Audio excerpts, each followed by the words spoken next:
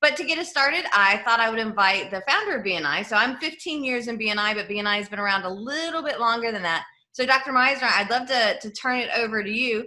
Hi. Hi, thanks for inviting me. It's great We're so glad you could make it. My pleasure.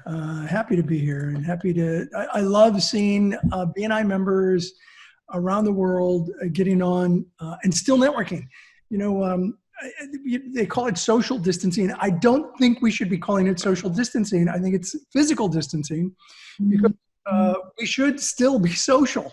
And with the technology that exists today, it enables us to do just that. I mean, I think back to when I started BNI in 1985, the second largest line item in my budget, 86, 87, the second largest line item was the phone bill. Because as we were growing around the United States, we had an 800 number. It was a long distance call for people to call our office. And so we had an 800 number, and it was the second largest line item in my budget. Today, I don't even know where the phone bill is in the budget. It's so small. So technology exists that enables us to do so many amazing things. I love it. And I just want to say a couple of things. And then if Tiffany, if you'd like me to, answer questions or something, I'm happy to do that for a little while. I think that it's so easy to be frozen in fear right now. And I see so many people frozen in fear that it's critical instead, I think, to get prodded to take action. And part of that action is staying connected with people. We have a lot more time, use BNI University, pour into yourself. Hey, I spent a large part of the day yesterday.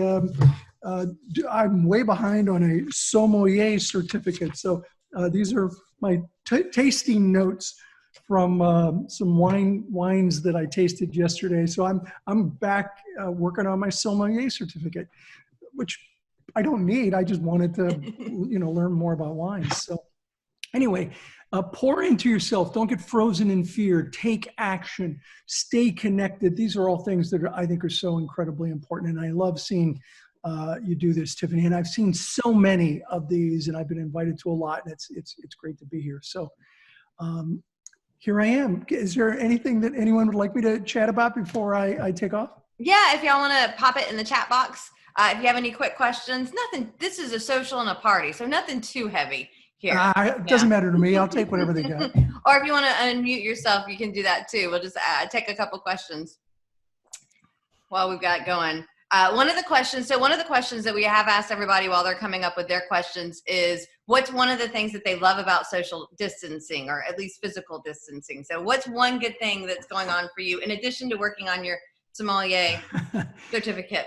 So, given the alternative, I would much rather do what I'm about to tell you. But one of the kind of nice things is this is the longest I've gone without having to get on an airplane in more than 30 years. I have been traveling roughly every other week for probably 32 years, 33 years. And to be home for like 4 weeks seems unbelievable to me. So I'm actually happy not that. Last time I counted, I have spent in airports, forget about flying. I wasn't able to add up how much time I've spent flying. But I've spent in airports 24 hours a day, 7 days a week, 9 months, sitting in airports. I have 2.3 million miles on just one airline. So that's the thing that I'm kind of, I'm happy not to have to get on an airplane. Yeah, I could see that. The first question we have, Rick Saltarelli, who is a travel agent. He wants to know, because you're well-traveled, he would like to know your favorite place that you visited for leisure travel. Yeah, so usually people ask, what's my favorite place to visit? And I usually say home. So I'm not home. For leisure travel, I think my wife and I really enjoyed Paris. We spent almost a month. I would go out and travel a little bit. Actually, we were there 7 weeks. And every couple of weeks, I would go to fly someplace in Europe for a presentation and come back. But Paris was a blast. We really enjoyed Paris. For leisure travel, honestly, it's most people can't necessarily do this, but Necker Island is probably my favorite place to go hang out, which is Richard Branson's island, and I've been invited there 3 times and really, really enjoyed it. Other than that, I would say South Africa, doing a wildlife tour in South Africa, unbelievable, always amazing. I went to Camp Jabulani, which is a really nice private reserve that I highly recommend. Hope that answers your question. Cool. Great question and great answer. Allie would like to know, is the worldwide Zoom one-to-one here to stay? I don't know what's here to stay at the moment. I think I'm giving my opinion, not official policy.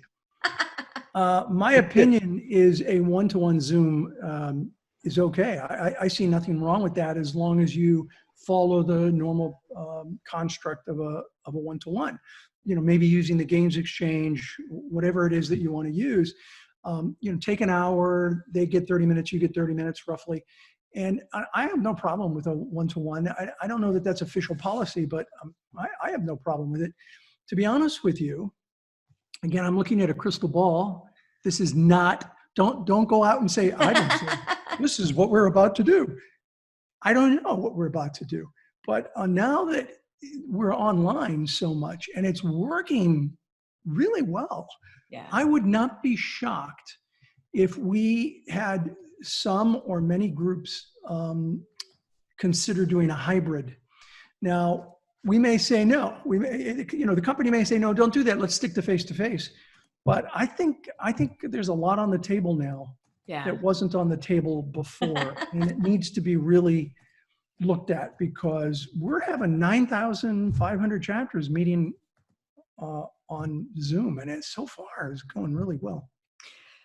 Yeah, and it's one of those things. I think we're going to end up with a new normal. I don't think we're going back to what we were before. It's going to be, here's what the new normal is for us. Richard wants to know, what part of Texas do you call home?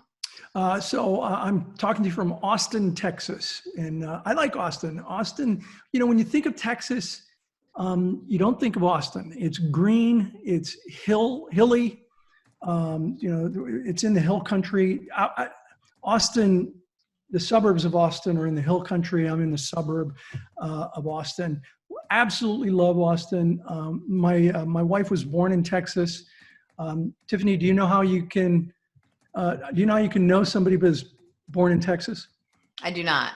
Don't worry about it. They'll tell you. Well, that's a good point.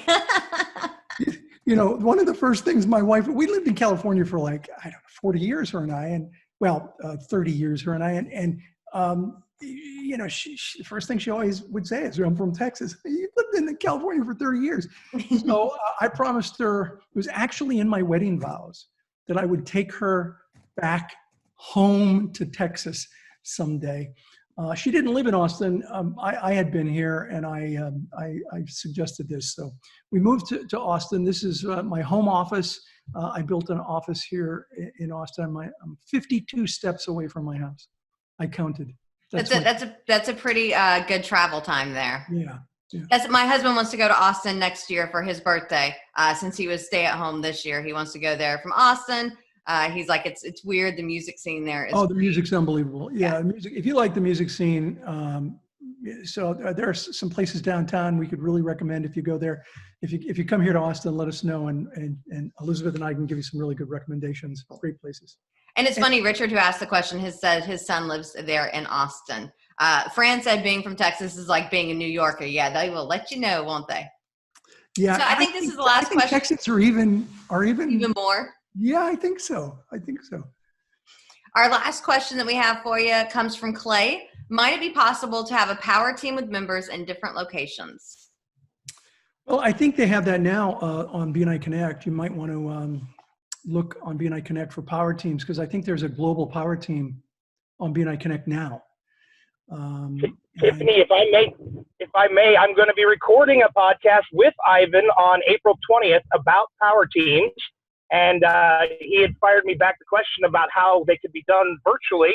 And so, coming soon. My power team is already meeting virtually. And Ivan, you can say here now that you saw it, I was on the call with you on the boat on the Homosassa River at the time we were speaking. Outstanding. And I'm looking to see what time are we, because I don't have you on my calendar yet. I think you're working it out with Dana. Yeah, Dana worked it out for April the 20th, and I believe it's at 1:35 a.m. if I'm not mistaken. But Well, not AM. coming soon. Not AM. No, 1:35 p.m. And, Have on another April 20th. beer. Eastern time? No, she said Central Time. All right. Well, I need to talk to her because on the 20th, I've already got an interview. I've already got an interview. So it may have to be a different time. But No worries. I gave her a yes.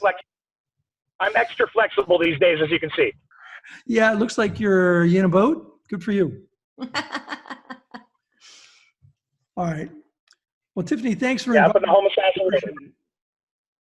Thanks so much, Ivan. We appreciate you being here with us. Yeah, you take care, and everyone hang in there. You guys stay healthy. We'll help you stay connected. Your network is more important than ever before. So stay connected with each other and be there to help and support each other. Thanks, Tiffany. Thank you. Thanks, Ivan.